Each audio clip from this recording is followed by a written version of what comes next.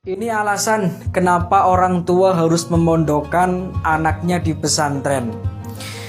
Jadi ada sebuah cerita yang luar biasa, dan ini juga yang memotivasi saya dulu ketika awal pesantren. Jadi semangat ngaji, semangat belajar, semangat mondok gara-gara cerita ini. Yuk disimak. Dan ini sekali lagi menjadi alasan kenapa Bapak Ibu sekalian harus semangat memondokkan anaknya, memesantrenkan anaknya. Jadi dalam kitab An-Nawadir karya Imam Al-Qalyubi ada keterangan demikian. Wa hukiya anna qadiyan mata. Jadi ada seorang pejabat yang meninggal.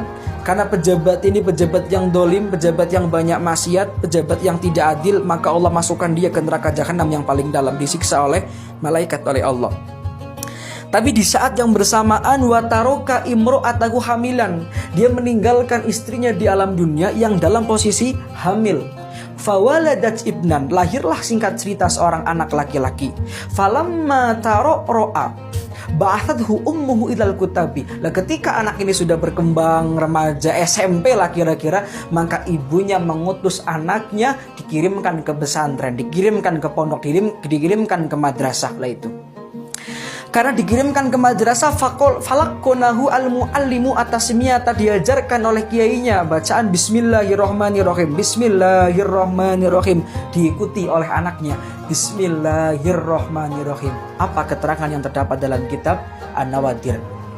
Farafa'allahu al-adaba an abihi wa qala innahu la yaliku bina an yakuna ibnuhu fi dzikrina wa huwa fil adzabi fadhhab ilaihi wa hannihu. Jibril, kata Allah, itu bapaknya yang lagi disiksa di neraka, tolong angkat siksanya, masukkan dia ke surga, berikanlah dia keselamatan.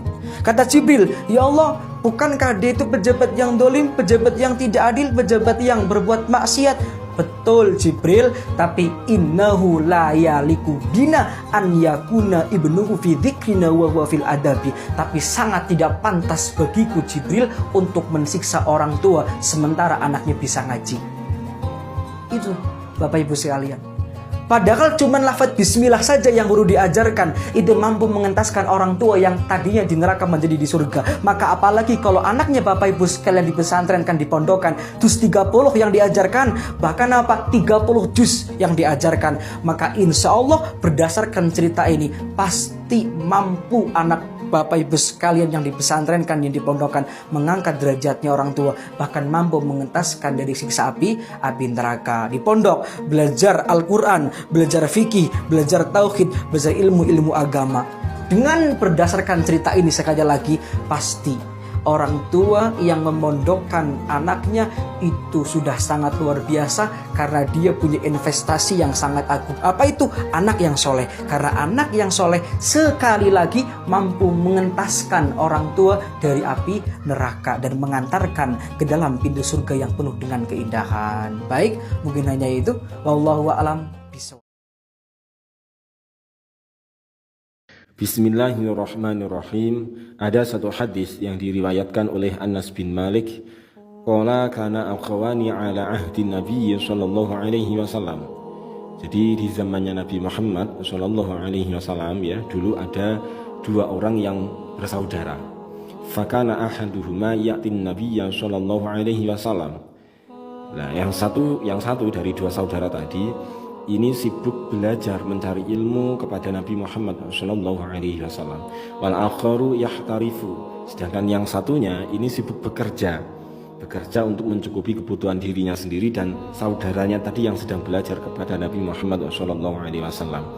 Fasyakal muhtarifu akhahu ilan Nabi sallallahu alaihi wasallam.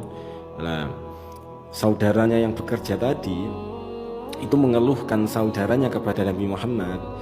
Jadi sambat, mengeluhkan karena saudaranya yang belajar tadi itu terlalu fokus mencari ilmu sehingga tidak membantunya untuk mencari uang, mencari makan. Faqala la'allaka turzaqu bihi. Nabi Muhammad menanggapi keluhan dari saudaranya tadi, beliau bersabda, bisa jadi rizkimu itu lantaran barokahnya saudaramu yang belajar tadi. La'allaka turzaqu bihi. Jadi seperti itu. Ini merupakan hadis hasan dan sahih, ya. Di dalam syarahnya ini dijelaskan ai arju wa akhafu annaka marzuqun bi barakatihi. Jadi saya harap dan saya khawatir bahwa rezeki yang kamu terima itu karena memang lantaran barokahnya temanmu tadi, saudaramu tadi gitu ya. La annahu, ini la ala swab la ya, enggak gandeng. La annahu marzuqun bi hirfatika. Jadi tidak karena kerjamu sendiri ya, tidak hanya karena kerjamu sendiri. Fala tamnun alaihi bi sunatika, maka jangan kamu mengungkit-ungkit tentang apa yang kamu berikan kepadanya ya. Wallahu a'lamu bishawab.